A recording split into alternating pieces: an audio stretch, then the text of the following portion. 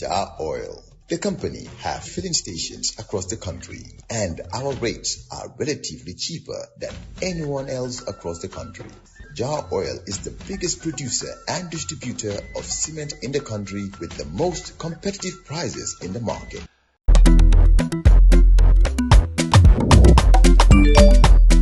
Axel jam si Wave. Yo, apply. Yo, luta do de. Luta mo nulo jel mo to nga andil mahalis. Hello? Bissel mo fine. What? Bissel mo fine. Oh, yes! Wave Axina Gambia. Deposit and withdraw money, pay bills and buy mobile credit without fees. Transfer money wherever in the country for only 1% fee. At Wave. Bissel mo fine? Wave. Your money is yours. It's coffee time with Peter Gomez on Thursday, the 29th of May, 2025 at 47 minutes past 8 o'clock in the morning here in the Gambia.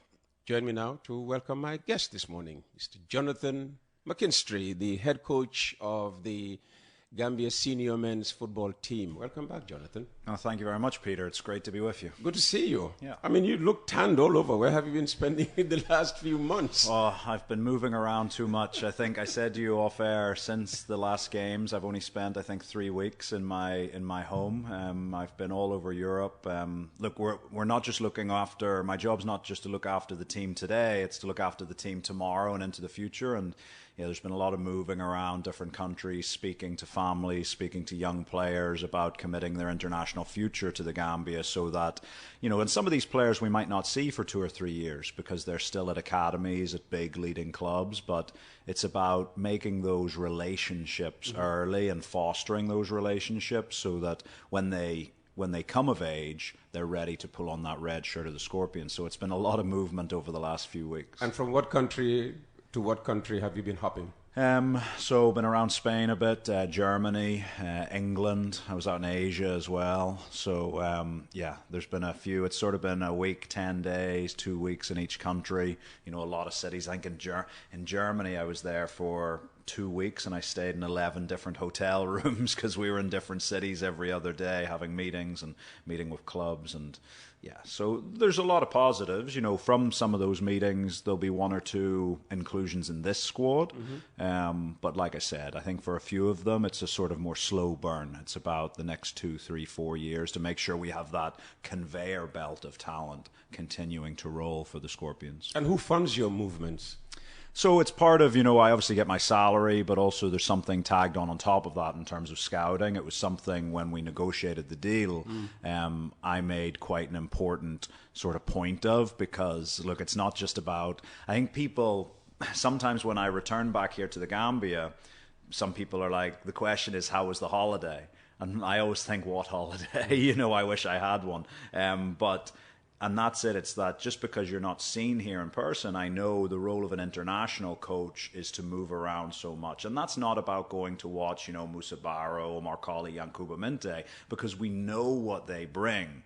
Yes, it's important to check in with them because you have to maintain the motivation for them, but it's about unearthing the next talent, unearthing and making our player pool bigger, because the more competition we have, the greater the level we'll achieve. So yeah, that's sort of factored in, that there's a scouting budget to go out in the world and from the government, from the GFF, to go out and find that next diamond in the rough. Okay, and the diamonds in the rough that you are out to find, are they mainly, Gambian born, or Gambians who were born in foreign lands? It's a mixture, I would say, pleasantly. It's probably about 50-50. So even, for example, I think when I was in Germany a few weeks ago, I met, I think it was 11 different Gambian eligible players, none of whom who've played for the Gambia at any level.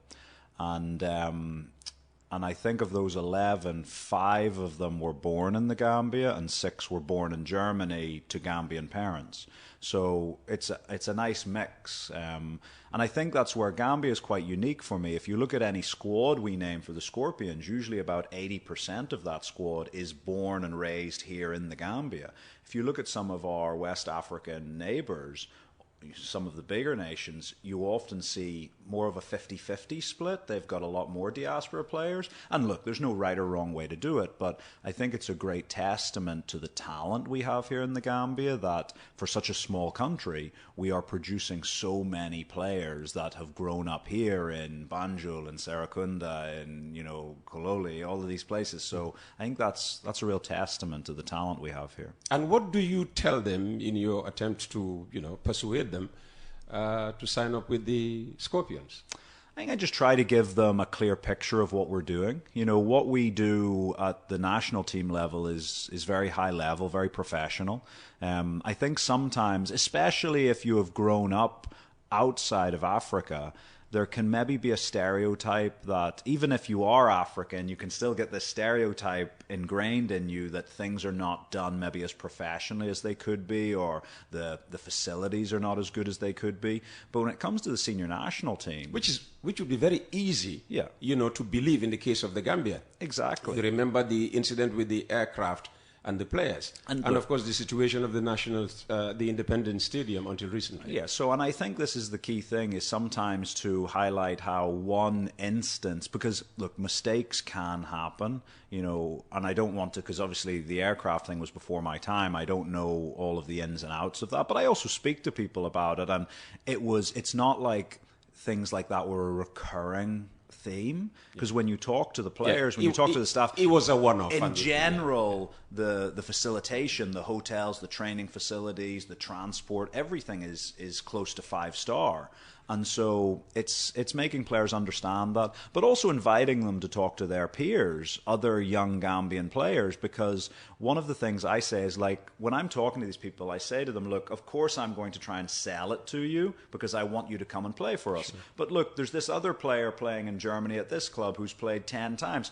Here's his phone number. You talk to him. Don't talk to me. Talk to another player who's almost your age mate and let him tell you what the camp is. So the players also are part of that, sales process. Mm-hmm. But for me, Peter, it's also about finding out their motivations, because if you've got to sell it to somebody, are they really the character and the personality that you want pulling on that red jersey? For me, I ask them questions, because maybe you're born in a Spanish house and you have one parent who's Spanish and one parent who's Gambian. Have you been raised to identify with your Gambian culture? Do you feel Gambian? It's okay to also feel Spanish, but do you have a strong attachment to the Gambia? Because I'll tell you, I've coached over 60 international games across multiple countries and coached many players. And thankfully, it's been a small percentage, but I have met players who, when they come to the country of their heritage, they don't have that connection. They don't feel the pride in pulling on the shirt. And those type of players, it's never going to work out. They're never going to play at the levels you need them to play, or that the supporters here in the Gambia deserve them to be playing at. And so it's about finding out about them as well. Will their heart beat a little quicker when the national anthem is playing at the Independence Stadium or wherever it happens to be? And if the answer to that's no, then I always tread cautiously with those players. So yes, it's about informing them what we can offer them, but it's also finding out about them, their background, their family. Is international football going to mean something to them on a personal level? So it's two-way, those conversations. But it's not every answer to your questions that would come from the player. It's for you to find out from your interaction, with players, whether they tick all the boxes for you or not. So for you, what are some red flags, that tell you, oh no, it doesn't matter how many times he plays for the Gambia, how many times he puts on the Gambian shirt, there will just not be that connection with the country, from this player? Yeah, I think you can tell when you talk to people. I think you can tell about people's enthusiasm in their voice. One of the things I say to everybody is, if you want to be successful at whatever you do, it could be radio presenting, it could be football coaching. Tell me, I'd like to be successful. But what I'm saying is, when you come in, you're enthusiastic about your job. I can tell the way you talk, the way you look, your body language, you have enthusiasm. And I think for anyone to be successful, the first step in that is be enthusiastic when you walk through the door in the morning. If you're not enthusiastic, whether you're a student, whether you're a professional, you're not going to make the same gains that you could have made. And maybe you're not doing the thing that's meant for you. And so for me, when you talk to people, are they really enthusiastic about this opportunity? When they turn up to training in the morning, are they enthusiastic about what they have to do that day? And that's the first big step. Is there the enthusiasm for it? Is there that joy of doing what you do? And it doesn't matter where you're from or your background, if you have that enthusiasm for something, I think you've got half a chance at being successful at it. And so that's the first thing. When you have those conversations, when you listen to some of the questions they ask, because I'll be honest with you, Peter, the guys who really want it don't have too many questions. The guys who really want it are just like, Coach, I want to come. I want to pull that shirt on. I want to run out in front of those fans. I want to play, because even if they're born, you hear statements like, oh, it would make my parents so proud. They might be born in England, but it would make my parents so proud. They've raised me like this. Okay, I've only been to the Gambia on holidays, but it would make them so proud. And you can feel, it's tangible. It's a feeling in the room, and you can see it in their eyes that this means something to them. And when I meet players like that, look, I would take a player who has that level of enthusiasm and desire with slightly less talent over the hugely talented player who doesn't have the enthusiasm for the project. Because even if you're more talented, if you don't have that enthusiasm to come and do this, I think you're always going to run into problems along the way.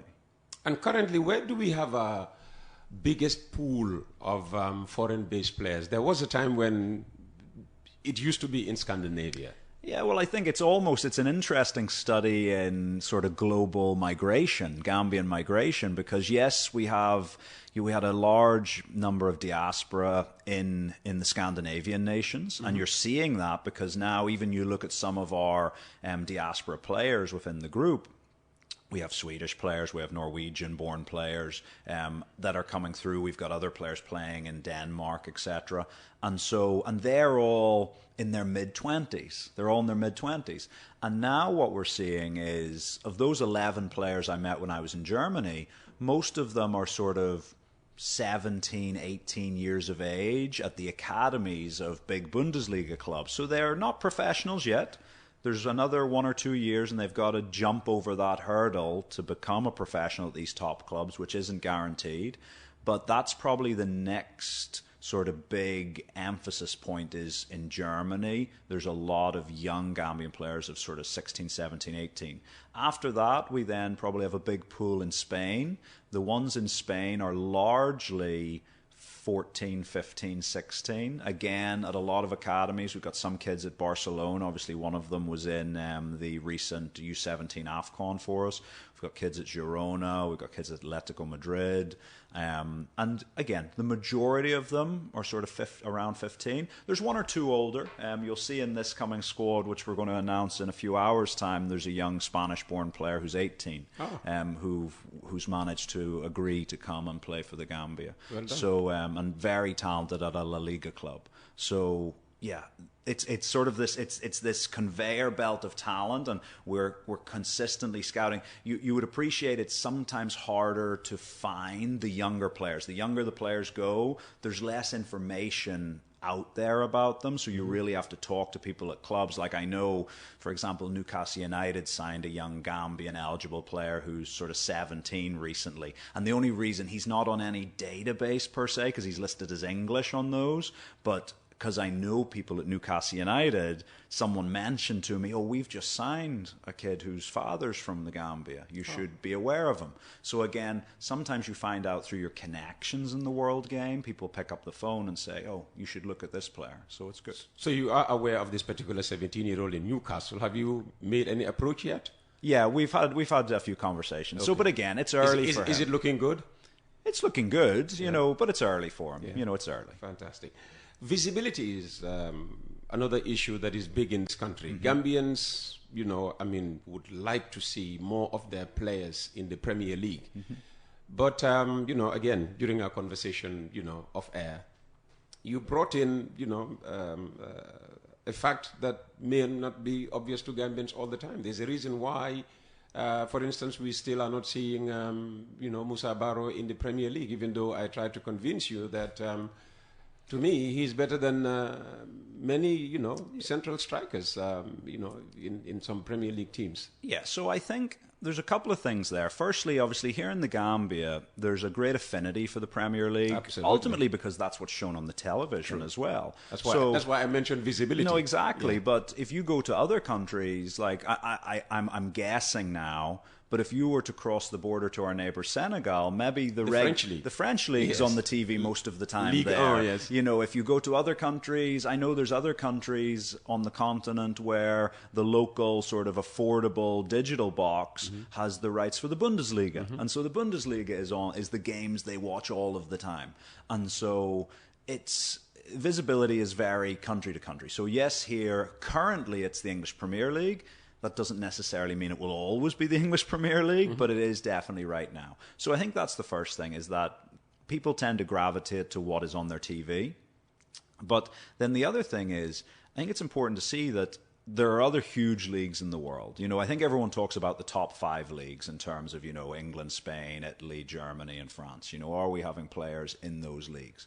And so when players... Look, I'll tell you, I'll not name any names, but there's players within our Scorpion squad who, had they chosen to, could have played in the Premier League. They were offered contracts to play in the Premier League. They were? Yes, but they turned them down because maybe the Premier League team was offering X dollars for 2 years, but a team in another country were offering X plus 25% for 4 years. And, when a player is 26, 27 years of age, which is in their prime, it's like, okay, do I take the smaller salary for 2 years to play in the Premier League? Or do I take the bigger salary for 4 years to play in the French league, the Italian league, the German league, which are equally high-level leagues? So, and look, everyone gets to make their own decisions in life. That's the nature of it. And again, it's not as black and white. Do you sign for a team who are 18th in the Premier League in January who might get relegated? Or do you sign for a team who are 3rd or 4th in the German league who, in January, who can qualify for the Champions League? One of them takes you in, potentially in 6 months' time, you find yourself in the elite European competition. The other one, maybe you find yourself in the Championship in 6 months' time, in the English Championship. So again, it's not such a black and white decision of, it's the Premier League, we must sign. So I think there's players who have had the opportunity. They've made the decision that was right for them, their careers and their families. But the other thing I know is I think we will have more and more, because even for me, I've had Premier League clubs ring me and ask me for character references on players. Oh, really? They tend not to ask technical questions because they've done all of their scouting on that side, but they'll ring and they'll ask, who is, like, to go into one that obviously has already made his transfer, but prior to Yankuba Minte signing for Brighton, there was 3 other Premier League clubs also called me, even though I'd only had one camp with them. They called me and said, what is Yankuba like as a person on the training field? What's his character like from your sense? So again, and there's been other players where I've had similar phone calls to ask me, what is he like? So there's a number of Gambian players on the radar of Premier League clubs. So you mentioned it earlier, and you just mentioned it again, talking about this scout or potential scout that called you. Character. Why is character important in determining the career, even the selectability of a player? I think because being a professional footballer, Peter, is one of the most demanding careers there is. Like, I think people on the outside look at it and think, it's just kicking a leather ball around for a couple of hours a day. But, when you're talking about the top leagues, the top teams, these are elite level athletes. They have to have everything correct. They have to have their diet correct. They have to have their sleep correct. They have to have their nutrition correct. They have to have the people who surround them correct. Even... I remember now, it actually wasn't a Gambian player. It was a different player who I'd worked with previously. Again, another Premier League club rang me, and they had a very specific question. They were like, because they had heard that he has a big entourage who follow him around. So this was a player who was 22, 23 years of age. He'd started to make waves in some European countries, and a Premier League club were interested in him, but they were concerned because they'd heard stories and reports that he moved with like an entourage of 10, 12 people who was always trying to facilitate, and they felt that this would be a big distraction in terms of him hitting the elite levels required for the Premier League. And so, yeah, character, mindset, when a player moves to maybe they're playing 30 games a season in Switzerland or in the Netherlands or in France. When they come to the Premier League, maybe in their first year they're only going to play 10 games because it's a step up. How are they going to deal with that? Are they going to get frustrated and lose their focus? Or are they going to double down in training? Are they going to listen to their coaches? Are they going to ask good questions to help them get better themselves? And so character's a big thing, because I think, look, there's that great statistic of like 0.01% of academy players in England make it to the Premier League. But it's because the Premier League is so demanding. The focus on your personal life is, if you're a Premier League footballer, you cannot go out to a restaurant in your city without being asked for 50 autographs whilst you're having dinner. Now, people might think that, oh yeah, well, you're famous, but actually you talk to anyone who is famous and they would rather be able to put a lot of the time a cloak of invisibility on, because they would like to just go out and spend time with their wife and their children, and you don't necessarily get to do that when you play in the Premier League. So character, upbringing, their just family environment, the people they surround themselves with, all of these things play a huge role in whether you can be successful. And so the top clubs in the world really dig into that to find out, hey, is he more than just a good footballer? Is he solid? Is he going to be able to be successful long term? And is it an innate quality, or is character something you develop in a player? I think you develop it to a degree, but one of the things I always say, Peter, is when people come and say to me, because I've worked with a lot of young players in my career, and they come and say, oh, you've done so much good work with these players, and I'm like, you should go and thank their parents, you should go and thank their community, because let's be honest, the vast majority of our character traits are developed in our formative years. So, from the age of 0 to 5, 0 to 10, a lot of the things that you carry into adulthood are actually the seeds of those traits are planted by your parents, by your aunts and uncles, by your cousins, in your local community. And so when I meet players of real, what I would call high moral fiber, people who they know the difference between right and wrong. Now, look, I try and guide my athletes because I know they're young people and they're moving into an environment that I know well, that maybe their parents and their community don't know so well. So I try and provide positive guidance in that sense. But it's only building on top of what has already been put there by their families and their parents. So my whole thing is, in general, we want good people in the game. We want people who will try and do the right thing more often than not. And we want people who, again, understand that things don't come easy. Talent is not enough. We have to work hard. And I think people from good, they've been brought up well, they're in good communities, good, strong family systems, that actually most of them understand that, because they can't go. When I worked in Sierra Leone, they used to say people go bluff, they like go show off. But when they go into their mother's house, they don't go and show off. Huh? Their mother knows who they really are. And so the question is, can that person who's in the home, in the community, be the same person who's on the Premier League football pitch? And if we can achieve that, I think that humbleness, that humility, I think you've got a good chance. So as you say, in a few hours, you're going to, announce your squad. Is that the provisional or final squad? It'll be the final squad. Final squad. Okay. What are you building up to?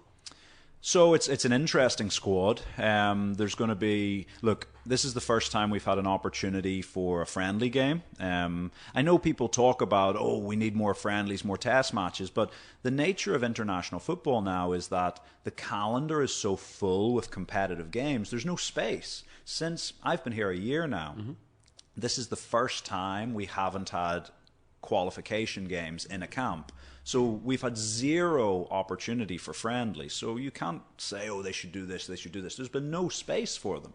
So now we have the first opportunity to do friendlies. We're playing 2 friendlies, which is good. Who and who? Against who and who? So we're playing against Equatorial Guinea next Friday, and then the following Monday on the 9th, we're playing Uganda, so my former team. And so we're playing both of them. Good quality games. Uganda ranked 89th in the world. Equatorial Guinea ranked 92. You must remember we're still 120, 123. So they're good competitive games for us where we're going to have to play well to get a result in. But also we want to go and win. We want to go and maintain that, get that winning habit going. But we also want to look at our player pool because, I'll not lie to you, some of those guys who we know what they bring to the table, they play 40, 50 games a season for their club, they start every game for the Scorpions, we're not inviting them. Because I know what I get with them. I know that I can bank on their performances. So what value hugely is there? Yes, we can develop our playing style a little bit more fine, but also we need to, I talked about that conveyor belt of talent. There's a lot of guys, Gambians, who are 20, 21, 22, 23, who are breaking through in Sweden, in Germany, in England, in the different Scandinavian countries. And it's, okay, let's give them a chance. Let's see what they can bring to the table. So I think there's 12 players in the squad who have not been capped before. So there's 12 players who have not taken the field for the Gambia before. So 50% of the squad have been there before and have experience. The other 50% are new.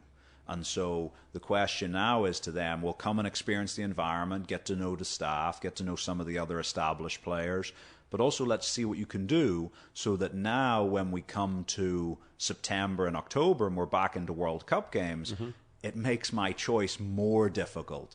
So instead of having 3 or 4 players competing for a position, we have 7 or 8 players competing for that position. Because, look, it doesn't matter how good any coach is, competition is the best coach. If you only have one person available for the position, it's easy for him to relax. If you have 2, better. If you have 10, fantastic. Because now they know if their performance levels drop off, there's someone right behind them ready to take their place in the team. Fantastic. We're talking to Johnathan Mckinstry. He is the head coach of the Gambian Scorpions, who are the country's senior men's football team. If you'd like to send us a question for him, 7711599 9232333. Of course, you're watching us, you're listening to us courtesy of our sponsors who include Jar Oil and Wave, who have us on YouTube.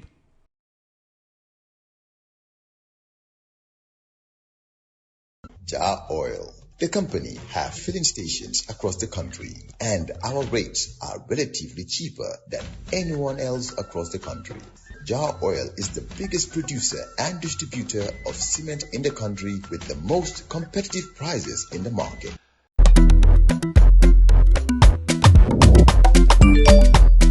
Excellent jam, Wave. Yo, apply. Yo, luta do de de. Luta mo nulo jël moto nga andil ma xaalis. Hello? Ano lay waxal? Bisul mu fine. What? Bisul mu fine.